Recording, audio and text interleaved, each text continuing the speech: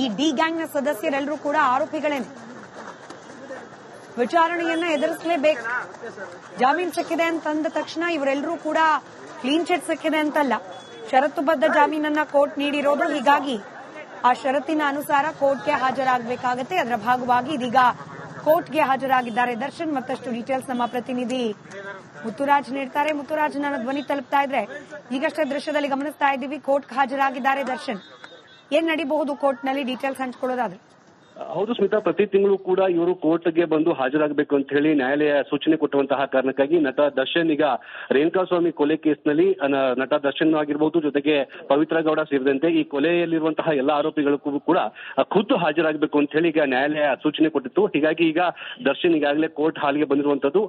Court hall number 57ರ ನ್ಯಾಯಾಧೀಶರ ಮುಂಭಾಗದಲ್ಲೂ ಕೂಡ ಹೋಗಿ ಇವರು ಪ್ರೆಸೆಂಟ್ ಆಗುವಂತಹ ಕೆಲಸ ಕೂಡ ಮಾಡ್ತಿದ್ದಾರೆ. ಈಗ ದರ್ಶನ್ ಅವರು ಅಷ್ಟೇ ಈಗ ಕೋರ್ಟ್ ಹಾಲ್ಗೆ ಬಂದಿರುವಂತದ್ದು. ಇನ್ನೂ ಕೂಡ ಪವಿತ್ರ ಗೌಡ ಸ್ಥಳಕ್ಕೆ ಇನ್ನೂ ಬಂದಿಲ್ಲ. ಅವರನ್ನು ಕೂಡ ಬರುವಂತಹ ಒಂದು ನಿರೀಕ್ಷೆಯಲ್ಲಿ ಅವರ ವಕೀಲರು ಕೂಡ ಈಗ ಕಾದು ನಿಂತಿರುವಂತದ್ದು. ಸದ್ಯಕ್ಕೆ ದರ್ಶನ್ ಹಾಗೂ ಇನ್ನಿತರ ಆರೋಪಿಗಳು ಕೂಡ ಈಗ ಕೋರ್ಟ್ಗೆ ಬಂದು ಹಾಜರಾಗಿದ್ದಾರೆ. ಈಗ ಅದರ ಪ್ರೊಸೀಡಿಂಗ್ಸ್ ಕೂಡ ಪ್ರಾರಂಭವಾಗುತ್ತೆ, ವಾದ ಮತ್ತು ಪ್ರತಿವಾದ ಕೂಡ ಶುರುವಾಗುತ್ತೆ. ಅದಾದ ನಂತರದಲ್ಲಿ ನ್ಯಾಯಾಲಯದಿಂದ ಏನ್ ನಿರ್ದೇಶನ ಬರುತ್ತೋ ಅದರ ಆಧಾರವನ್ನ ತೆಗೆದುಕೊಂಡು ಈಗ ದರ್ಶನ್ ವಾಪಸ್ ಹೋಗುವಂತಹ ಸಾಧ್ಯತೆ ಹೆಚ್ಚಾಗಿದೆ. ಈಗ ಏನ್ ನಡೆಯುತ್ತೆ, ಯಾವ ರೀತಿ ವಾದ ಪ್ರತಿವಾದ ನಡೆಯುತ್ತೆ, ದರ್ಶನ್ ಪಾತ್ರ ಏನಿರುತ್ತೆ, ಇವ್ರ ರಿಯಾಕ್ಷನ್ ಏನಾದ್ರು ತಗೊಳ್ತಾರಾ ಕೋರ್ಟ್ ನಲ್ಲಿ? ಹೌದು ಸ್ಮಿತಾ, ಅಂದ್ರೆ ಈಗಾಗಲೇ ಈ ಕೋರ್ಟ್ ಈ ಒಂದು ಕೊಲೆ ಪ್ರಕರಣದಲ್ಲಿ ತಮ್ಮ ಒಂದು ಪರವಾಗಿರುವಂತಹ ಏನು ದರ್ಶನ್ ಯಾವುದೇ ರೀತಿಯ ತಪ್ಪು ಮಾಡಿಲ್ಲ ಅಂತೇಳಿ ದರ್ಶನ್ ಪರ ವಕೀಲರು ಮತ್ತೆ ವಾದವನ್ನು ಮಾಡ್ತಾರೆ. ಇದರಲ್ಲಿ ಈ ಕೇಸ್ನಲ್ಲಿ ಪ್ರಮುಖ ಪಾತ್ರವನ್ನ ದರ್ಶನ್ ವಹಿಸಿಕೊಂಡಿದ್ದಾರೆ ಅಂತ ಹೇಳಿ ಸರ್ಕಾರದ ಪರದ ವಕೀಲರು ಕೂಡ ವಾದ ಮಾಡ್ತಾರೆ. ಯಾಕಂದ್ರೆ ಪ್ರತಿ ತಿಂಗಳು ಕೂಡ ಈಗ ಕೋರ್ಟ್ಗೆ ಬಂದು ಹಾಜರಾಗುವಂತಹ ಕಾರಣಕ್ಕಾಗಿ ಅದನ್ನ ಮತ್ತೆ ಎಕ್ಸ್ಟೆಂಡ್ ಮಾಡಿ ಬರುವಂತಹ ಒಂದು ಕೆಲಸವನ್ನ ಮಾಡೋಕೆ ಒಂದು ಇದನ್ನು ಕೊಡಿ, ಕ್ಷಮಾಪಣೆ ಕೊಡಿ ಅಂತಾನು ಕೂಡ ಕೇಳುವಂತಹ ಸಾಧ್ಯತೆ ಇದೆ. ಯಾಕಂದ್ರೆ ಈಗ ಸಾಕಷ್ಟು ಚಿತ್ರೀಕರಣದ ಸಮಯ ಇರುವಂತಹ ಕಾರಣಕ್ಕಾಗಿ ವಿದೇಶಕ್ಕೆ ಕೂಡ ಹೋಗ್ತಾರೆ. ವಿದೇಶದಲ್ಲಿರುವಂತಹ ಸಂದರ್ಭದಲ್ಲಿ ಮತ್ತೆ ಕೋರ್ಟ್ಗೆ ಬಂದು ಹಾಜರಾಗುವಂತಹ ಕೆಲಸ ಆಗೋದಿಲ್ಲ. ಹೀಗಾಗಿ ಅದನ್ನ ತಪ್ಪಿಸುವಂತಹ ಒಂದು ನಿಟ್ಟಿನಲ್ಲಿ ದರ್ಶನ್ ಅವರ ಪರವಾಗಿರುವಂತಹ ವಕೀಲರು ಕೂಡ ವಾದ ಮಾಡುವಂತಹ ಸಾಧ್ಯತೆ ಇದೆ. ಆದ್ರೆ ಅದನ್ನ ಪ್ರತಿ ತಿಂಗಳು ಕೂಡ ಬರಲೇಬೇಕು ಅಂತ ಹೇಳಿ ಸ್ವತಃ ನ್ಯಾಯಾಲಯ ಹೇಳಿರುವಂತಹ ಕಾರಣಕ್ಕಾಗಿ ಅವರ ವಾದವನ್ನ ನ್ಯಾಯಾಧೀಶರು ಹೇಗೆ ಆಲಿಸ್ತಾರೆ ಅನ್ನೋದು ಕೂಡ ಕಾದು ನೋಡಬೇಕಾಗಿದೆ. ಯಾಕಂದ್ರೆ ದರ್ಶನ್ ಅವರಿಗೆ ವಿದೇಶದಲ್ಲಿ ಚಿತ್ರೀಕರಣ ಮಾಡೋದಕ್ಕೆ ಅವಕಾಶ ಕೊಟ್ಟಿರುವಂತಹ ಕಾರಣಕ್ಕಾಗಿ ಈ ವಾರದಲ್ಲೇ ದರ್ಶನ್ ಅವರು ವಾಪಸ್ ವಿದೇಶಕ್ಕೆ ಹೋಗ್ತಾರೆ. ಹೀಗಾಗಿ ಮತ್ತೆ ನ್ಯಾಯಾಧೀಶರ ಮುಂದೆ ಬಂದು ಹಾಜರಾಗೋದು ಕಷ್ಟ ಆಗುವಂತಹ ಕಾರಣಕ್ಕಾಗಿ ಆ ವಿಚಾರವನ್ನು ಕೂಡ ಪ್ರಸ್ತಾಪ ಮಾಡುವಂತಹ ಸಾಧ್ಯತೆ ಹೆಚ್ಚಾಗಿದೆ. ಸ್ಮಿತಾ, ಧನ್ಯವಾದ ಮತ್ತು ಮಾಹಿತಿಗಾಗಿ.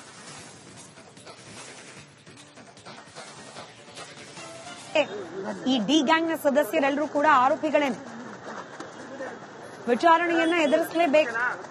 ಜಾಮೀನು ಸಿಕ್ಕಿದೆ ಅಂತಂದ ತಕ್ಷಣ ಇವರೆಲ್ಲರೂ ಕೂಡ ಕ್ಲೀನ್ ಚಿಟ್ ಸಿಕ್ಕಿದೆ ಅಂತಲ್ಲ, ಷರತ್ತುಬದ್ಧ ಜಾಮೀನನ್ನ ಕೋರ್ಟ್ ನೀಡಿರೋದು. ಹೀಗಾಗಿ ಆ ಷರತ್ತಿನ ಅನುಸಾರ ಕೋರ್ಟ್ಗೆ ಹಾಜರಾಗಬೇಕಾಗತ್ತೆ. ಅದರ ಭಾಗವಾಗಿ ಇದೀಗ ಕೋರ್ಟ್ಗೆ ಹಾಜರಾಗಿದ್ದಾರೆ ದರ್ಶನ್. ಮತ್ತಷ್ಟು ಡೀಟೇಲ್ಸ್ ನಮ್ಮ ಪ್ರತಿನಿಧಿ ಮುತ್ತುರಾಜ್ ನೀಡ್ತಾರೆ. ಮುತ್ತುರಾಜ್, ನನ್ನ ಧ್ವನಿ ತಲುಪ್ತಾ ಇದ್ರೆ ಈಗಷ್ಟೇ ದೃಶ್ಯದಲ್ಲಿ ಗಮನಿಸ್ತಾ ಇದ್ದೀವಿ, ಕೋರ್ಟ್ಗೆ ಹಾಜರಾಗಿದ್ದಾರೆ ದರ್ಶನ್.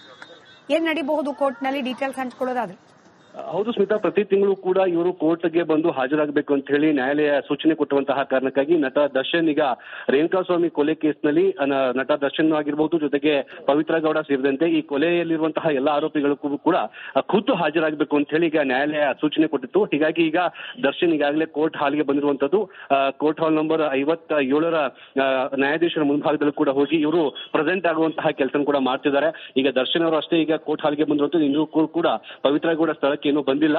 ಅವರನ್ನು ಕೂಡ ಬರುವಂತಹ ಒಂದು ನಿರೀಕ್ಷೆಯಲ್ಲಿ ಅವರ ವಕೀಲರು ಕೂಡ ಈಗ ಕಾದು ನಿಂತಿರುವಂತದ್ದು. ಸದ್ಯಕ್ಕೆ ದರ್ಶನ್ ಹಾಗೂ ಇನ್ನಿತರ ಆರೋಪಿಗಳು ಕೂಡ ಈಗ ಕೋರ್ಟ್ಗೆ ಬಂದು ಹಾಜರಾಗಿದ್ದಾರೆ. ಈಗ ಅದರ ಪ್ರೊಸೀಡಿಂಗ್ಸ್ ಕೂಡ ಪ್ರಾರಂಭವಾಗುತ್ತೆ, ವಾದ ಮತ್ತು ಪ್ರತಿವಾದ ಕೂಡ ಶುರುವಾಗುತ್ತೆ. ಅದಾದ ನಂತರದಲ್ಲಿ ನ್ಯಾಯಾಲಯದಿಂದ ಏನ್ ನಿರ್ದೇಶನ ಬರುತ್ತೋ ಅದರ ಆಧಾರವನ್ನ ತೆಗೆದುಕೊಂಡು ಈಗ ದರ್ಶನ್ ವಾಪಸ್ ಹೋಗುವಂತಹ ಸಾಧ್ಯತೆ ಹೆಚ್ಚಾಗಿದೆ. ಈಗ ಏನ್ ನಡೆಯುತ್ತೆ, ಯಾವ ರೀತಿ ವಾದ ಪ್ರತಿವಾದ ನಡೆಯುತ್ತೆ, ದರ್ಶನ್ ಪಾತ್ರ ಏನಿರುತ್ತೆ, ಇವ್ರ ರಿಯಾಕ್ಷನ್ ಏನಾದ್ರು ತಗೊಳ್ತಾರಾ ಕೋರ್ಟ್ ನಲ್ಲಿ? ಹೌದು ಸ್ಮಿತಾ, ಅಂದ್ರೆ ಈಗಾಗಲೇ ಈ ಕೋರ್ಟ್ ಈ ಒಂದು ಕೊಲೆ ಪ್ರಕರಣದಲ್ಲಿ ತಮ್ಮ ಒಂದು ಪರವಾಗಿರುವಂತಹ ಏನು ದರ್ಶನ್ ಯಾವುದೇ ರೀತಿಯ ತಪ್ಪು ಮಾಡಿಲ್ಲ ಅಂತೇಳಿ ದರ್ಶನ್ ಪರ ವಕೀಲರು ಮತ್ತೆ ವಾದವನ್ನು ಮಾಡ್ತಾರೆ. ಇದರಲ್ಲಿ ಈ ಕೇಸ್ನಲ್ಲಿ ಪ್ರಮುಖ ಪಾತ್ರವನ್ನ ದರ್ಶನ್ ವಹಿಸಿಕೊಂಡಿದ್ದಾರೆ ಅಂತ ಹೇಳಿ ಸರ್ಕಾರದ ಪರದ ವಕೀಲರು ಕೂಡ ವಾದ ಮಾಡ್ತಾರೆ. ಯಾಕಂದ್ರೆ ಪ್ರತಿ ತಿಂಗಳು ಕೂಡ ಈಗ ಕೋರ್ಟ್ಗೆ ಬಂದು ಹಾಜರಾಗುವಂತಹ ಕಾರಣಕ್ಕಾಗಿ ಅದನ್ನ ಮತ್ತೆ ಎಕ್ಸ್ಟೆಂಡ್ ಮಾಡಿ ಬರುವಂತಹ ಒಂದು ಕೆಲಸವನ್ನ ಮಾಡೋಕೆ ಒಂದು ಇದನ್ನು ಕೊಡಿ, ಕ್ಷಮಾಪಣೆ ಕೊಡಿ ಅಂತಾನು ಕೂಡ ಕೇಳುವಂತಹ ಸಾಧ್ಯತೆ ಇದೆ. ಯಾಕಂದ್ರೆ ಈಗ ಸಾಕಷ್ಟು ಚಿತ್ರೀಕರಣದ ಸಮಯ ಇರುವಂತಹ ಕಾರಣಕ್ಕಾಗಿ ವಿದೇಶಕ್ಕೆ ಕೂಡ ಹೋಗ್ತಾರೆ. ವಿದೇಶದಲ್ಲಿರುವಂತಹ ಸಂದರ್ಭದಲ್ಲಿ ಮತ್ತೆ ಕೋರ್ಟ್ಗೆ ಬಂದು ಹಾಜರಾಗುವಂತಹ ಕೆಲಸ ಆಗೋದಿಲ್ಲ. ಹೀಗಾಗಿ ಅದನ್ನ ತಪ್ಪಿಸುವಂತಹ ಒಂದು ನಿಟ್ಟಿನಲ್ಲಿ ದರ್ಶನ್ ಅವರ ಪರವಾಗಿರುವಂತಹ ವಕೀಲರು ಕೂಡ ವಾದ ಮಾಡುವಂತಹ ಸಾಧ್ಯತೆ ಇದೆ.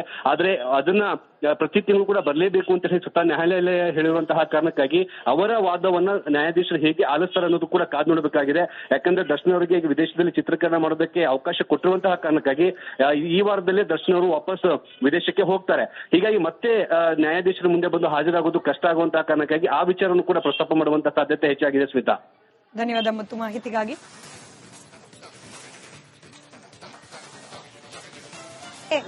ಈ ಡಿ ಗ್ಯಾಂಗ್ ನ ಸದಸ್ಯರೆಲ್ಲರೂ ಕೂಡ ಆರೋಪಿಗಳೇನೆ, ವಿಚಾರಣೆಯನ್ನ ಎದುರಿಸಲೇಬೇಕು. ಜಾಮೀನು ಸಿಕ್ಕಿದೆ ಅಂತಂದ ತಕ್ಷಣ ಇವರೆಲ್ಲರೂ ಕೂಡ ಕ್ಲೀನ್ ಚಿಟ್ ಸಿಕ್ಕಿದೆ ಅಂತಲ್ಲ, ಷರತ್ತುಬದ್ಧ ಜಾಮೀನನ್ನ ಕೋರ್ಟ್ ನೀಡಿರೋದು. ಹೀಗಾಗಿ ಆ ಷರತ್ತಿನ ಅನುಸಾರ ಕೋರ್ಟ್ಗೆ ಹಾಜರಾಗಬೇಕಾಗತ್ತೆ. ಅದರ ಭಾಗವಾಗಿ ಇದೀಗ ಕೋರ್ಟ್ಗೆ ಹಾಜರಾಗಿದ್ದಾರೆ ದರ್ಶನ್. ಮತ್ತಷ್ಟು ಡೀಟೇಲ್ಸ್ ನಮ್ಮ ಪ್ರತಿನಿಧಿ ಮುತ್ತುರಾಜ್ ನೀಡ್ತಾರೆ. ಮುತ್ತುರಾಜ್, ನನ್ನ ಧ್ವನಿ ತಲುಪ್ತಾ ಇದ್ರೆ ಈಗಷ್ಟೇ ದೃಶ್ಯದಲ್ಲಿ ಗಮನಿಸ್ತಾ ಇದ್ದೀವಿ, ಕೋರ್ಟ್ಗೆ ಹಾಜರಾಗಿದ್ದಾರೆ ದರ್ಶನ್. ಏನ್ ನಡೀಬಹುದು ಕೋರ್ಟ್ನಲ್ಲಿ, ಡೀಟೇಲ್ಸ್ ಹಂಚಿಕೊಳ್ಳೋದಾದ್ರೆ? ಹೌದು ಸ್ಮಿತಾ, ಪ್ರತಿ ತಿಂಗಳು ಕೂಡ ಇವರು ಕೋರ್ಟ್ಗೆ ಬಂದು ಹಾಜರಾಗಬೇಕು ಅಂತ ಹೇಳಿ ನ್ಯಾಯಾಲಯ ಸೂಚನೆ ಕೊಟ್ಟುವಂತಹ ಕಾರಣಕ್ಕಾಗಿ ನಟ ದರ್ಶನ್ ಈಗ ರೇಣುಕಾಸ್ವಾಮಿ ಕೊಲೆ ಕೇಸ್ನಲ್ಲಿ ನಟ ದರ್ಶನ್ ಆಗಿರಬಹುದು, ಜೊತೆಗೆ ಪವಿತ್ರ ಗೌಡ ಸೇರಿದಂತೆ ಈ ಕೊಲೆಯಲ್ಲಿರುವಂತಹ ಎಲ್ಲ ಆರೋಪಿಗಳಿಗೂ ಕೂಡ ಖುದ್ದು ಹಾಜರಾಗಬೇಕು ಅಂತ ಹೇಳಿ ಈಗ ನ್ಯಾಯಾಲಯ ಸೂಚನೆ ಕೊಟ್ಟಿತ್ತು. ಹೀಗಾಗಿ ಈಗ ದರ್ಶನ್ ಈಗಾಗಲೇ ಕೋರ್ಟ್ ಹಾಲ್ಗೆ ಬಂದಿರುವಂತದ್ದು. ಕೋರ್ಟ್ ಹಾಲ್ ನಂಬರ್ 57ರ ನ್ಯಾಯಾಧೀಶರ ಮುಂಭಾಗದಲ್ಲೂ ಕೂಡ ಹೋಗಿ ಇವರು ಪ್ರೆಸೆಂಟ್ ಆಗುವಂತಹ ಕೆಲಸ ಕೂಡ ಮಾಡ್ತಿದ್ದಾರೆ. ಈಗ ದರ್ಶನ್ ಅವರು ಅಷ್ಟೇ ಈಗ ಕೋರ್ಟ್ ಹಾಲ್ಗೆ ಬಂದಿರುವಂತದ್ದು. ಇನ್ನೂ ಕೂಡ ಪವಿತ್ರ ಗೌಡ ಸ್ಥಳಕ್ಕೆ ಏನೂ ಬಂದಿಲ್ಲ.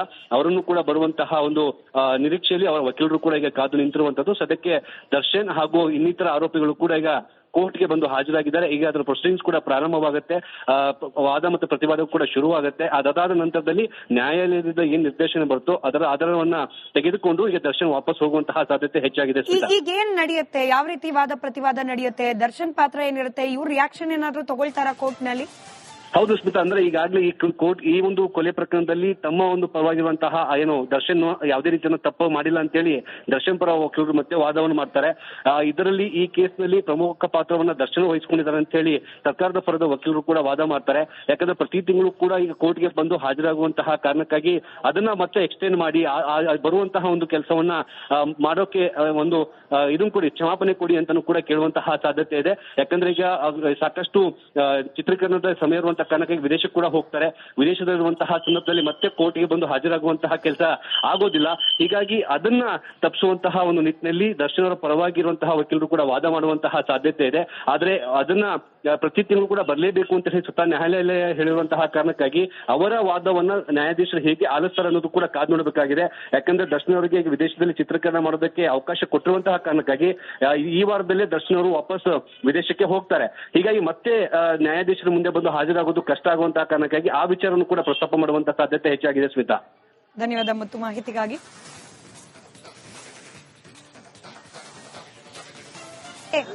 ಈ ಡಿ ಗ್ಯಾಂಗ್ ನ ಸದಸ್ಯರೆಲ್ಲರೂ ಕೂಡ ಆರೋಪಿಗಳೇನೆ, ವಿಚಾರಣೆಯನ್ನ ಎದುರಿಸಲೇಬೇಕು. ಜಾಮೀನು ಸಿಕ್ಕಿದೆ ಅಂತಂದ ತಕ್ಷಣ ಇವರೆಲ್ಲರೂ ಕೂಡ ಕ್ಲೀನ್ ಚಿಟ್ ಸಿಕ್ಕಿದೆ ಅಂತಲ್ಲ, ಷರತ್ತುಬದ್ಧ ಜಾಮೀನನ್ನ ಕೋರ್ಟ್ ನೀಡಿರೋದು. ಹೀಗಾಗಿ ಆ ಷರತ್ತಿನ ಅನುಸಾರ ಕೋರ್ಟ್ಗೆ ಹಾಜರಾಗಬೇಕಾಗತ್ತೆ. ಅದರ ಭಾಗವಾಗಿ ಇದೀಗ ಕೋರ್ಟ್ಗೆ ಹಾಜರಾಗಿದ್ದಾರೆ ದರ್ಶನ್. ಮತ್ತಷ್ಟು ಡೀಟೇಲ್ಸ್ ನಮ್ಮ ಪ್ರತಿನಿಧಿ ಮುತ್ತುರಾಜ್ ನೀಡ್ತಾರೆ. ಮುತ್ತುರಾಜ್, ನನ್ನ ಧ್ವನಿ ತಲುಪ್ತಾ ಇದ್ರೆ ಈಗಷ್ಟೇ ದೃಶ್ಯದಲ್ಲಿ ಗಮನಿಸ್ತಾ ಇದ್ದೀವಿ, ಕೋರ್ಟ್ಗೆ ಹಾಜರಾಗಿದ್ದಾರೆ ದರ್ಶನ್. ಏನ್ ನಡೀಬಹುದು ಕೋರ್ಟ್ ನಲ್ಲಿ, ಡೀಟೇಲ್ಸ್ ಹಂಚಿಕೊಳ್ಳೋದಾದ್ರೆ?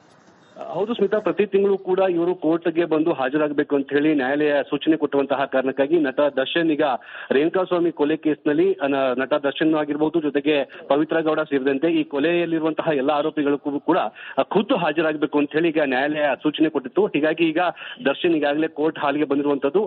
ಕೋರ್ಟ್ ಹಾಲ್ ನಂಬರ್ 57ರ ನ್ಯಾಯಾಧೀಶರ ಮುಂಭಾಗದಲ್ಲೂ ಕೂಡ ಹೋಗಿ ಇವರು ಪ್ರೆಸೆಂಟ್ ಆಗುವಂತಹ ಕೆಲಸ ಕೂಡ ಮಾಡ್ತಿದ್ದಾರೆ. ಈಗ ದರ್ಶನ್ ಅವರು ಅಷ್ಟೇ ಈಗ ಕೋರ್ಟ್ ಹಾಲ್ಗೆ ಬಂದಿರುವಂತದ್ದು. ಇನ್ನೂ ಕೂಡ ಪವಿತ್ರ ಗೌಡ ಸ್ಥಳಕ್ಕೆ ಏನೂ ಬಂದಿಲ್ಲ.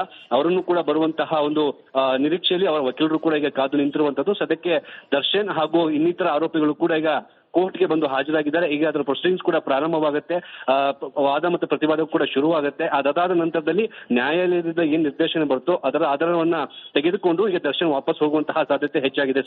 ಈಗ ಏನ್ ನಡೆಯುತ್ತೆ, ಯಾವ ರೀತಿ ವಾದ ಪ್ರತಿವಾದ ನಡೆಯುತ್ತೆ, ದರ್ಶನ್ ಪಾತ್ರ ಏನಿರುತ್ತೆ, ಇವ್ರ ರಿಯಾಕ್ಷನ್ ಏನಾದ್ರೂ ತಗೊಳ್ತಾರಾ ಕೋರ್ಟ್ ನಲ್ಲಿ? ಹೌದು ಸ್ಮಿತಾ, ಅಂದ್ರೆ ಈಗಾಗಲೇ ಈ ಕೋರ್ಟ್ ಈ ಒಂದು ಕೊಲೆ ಪ್ರಕರಣದಲ್ಲಿ ತಮ್ಮ ಒಂದು ಪರವಾಗಿರುವಂತಹ ಏನು ದರ್ಶನ್ ಯಾವುದೇ ರೀತಿಯ ತಪ್ಪು ಮಾಡಿಲ್ಲ ಅಂತೇಳಿ ದರ್ಶನ್ ಪರ ವಕೀಲರು ಮತ್ತೆ ವಾದವನ್ನು ಮಾಡ್ತಾರೆ. ಇದರಲ್ಲಿ ಈ ಕೇಸ್ನಲ್ಲಿ ಪ್ರಮುಖ ಪಾತ್ರವನ್ನ ದರ್ಶನ್ ವಹಿಸಿಕೊಂಡಿದ್ದಾರೆ ಅಂತ ಹೇಳಿ ಸರ್ಕಾರದ ಪರದ ವಕೀಲರು ಕೂಡ ವಾದ ಮಾಡ್ತಾರೆ. ಯಾಕಂದ್ರೆ ಪ್ರತಿ ತಿಂಗಳು ಕೂಡ ಈಗ ಕೋರ್ಟ್ಗೆ ಬಂದು ಹಾಜರಾಗುವಂತಹ ಕಾರಣಕ್ಕಾಗಿ ಅದನ್ನ ಮತ್ತೆ ಎಕ್ಸ್ಟೆಂಡ್ ಮಾಡಿ ಬರುವಂತಹ ಒಂದು ಕೆಲಸವನ್ನ ಮಾಡೋಕೆ ಒಂದು ಇದನ್ನು ಕೊಡಿ, ಕ್ಷಮಾಪಣೆ ಕೊಡಿ ಅಂತಾನು ಕೂಡ ಕೇಳುವಂತಹ ಸಾಧ್ಯತೆ ಇದೆ. ಯಾಕಂದ್ರೆ ಈಗ ಸಾಕಷ್ಟು ಚಿತ್ರೀಕರಣದ ಸಮಯ ಇರುವಂತಹ ಕಾರಣಕ್ಕಾಗಿ ವಿದೇಶಕ್ಕೆ ಕೂಡ ಹೋಗ್ತಾರೆ. ವಿದೇಶದಲ್ಲಿರುವಂತಹ ಸಂದರ್ಭದಲ್ಲಿ ಮತ್ತೆ ಕೋರ್ಟ್ಗೆ ಬಂದು ಹಾಜರಾಗುವಂತಹ ಕೆಲಸ ಆಗೋದಿಲ್ಲ. ಹೀಗಾಗಿ ಅದನ್ನ ತಪ್ಪಿಸುವಂತಹ ಒಂದು ನಿಟ್ಟಿನಲ್ಲಿ ದರ್ಶನ್ ಅವರ ಪರವಾಗಿರುವಂತಹ ವಕೀಲರು ಕೂಡ ವಾದ ಮಾಡುವಂತಹ ಸಾಧ್ಯತೆ ಇದೆ. ಆದ್ರೆ ಅದನ್ನ ಪ್ರತಿ ತಿಂಗಳು ಕೂಡ ಬರಲೇಬೇಕು ಅಂತ ಹೇಳಿ ಸ್ವತಃ ನ್ಯಾಯಾಲಯ ಹೇಳಿರುವಂತಹ ಕಾರಣಕ್ಕಾಗಿ ಅವರ ವಾದವನ್ನ ನ್ಯಾಯಾಧೀಶರು ಹೇಗೆ ಆಲಿಸ್ತಾರೆ ಅನ್ನೋದು ಕೂಡ ಕಾದು ನೋಡಬೇಕಾಗಿದೆ. ಯಾಕಂದ್ರೆ ದರ್ಶನ್ ಅವರಿಗೆ ವಿದೇಶದಲ್ಲಿ ಚಿತ್ರೀಕರಣ ಮಾಡೋದಕ್ಕೆ ಅವಕಾಶ ಕೊಟ್ಟಿರುವಂತಹ ಕಾರಣಕ್ಕಾಗಿ ಈ ವಾರದಲ್ಲೇ ದರ್ಶನ್ ಅವರು ವಾಪಸ್ ವಿದೇಶಕ್ಕೆ ಹೋಗ್ತಾರೆ. ಹೀಗಾಗಿ ಮತ್ತೆ ನ್ಯಾಯಾಧೀಶರ ಮುಂದೆ ಬಂದು ಹಾಜರಾಗೋದು ಕಷ್ಟ ಆಗುವಂತಹ ಕಾರಣಕ್ಕಾಗಿ ಆ ವಿಚಾರವನ್ನು ಕೂಡ ಪ್ರಸ್ತಾಪ ಮಾಡುವಂತಹ ಸಾಧ್ಯತೆ ಹೆಚ್ಚಾಗಿದೆ. ಸ್ಮಿತಾ, ಧನ್ಯವಾದ ಮತ್ತು ಮಾಹಿತಿಗಾಗಿ.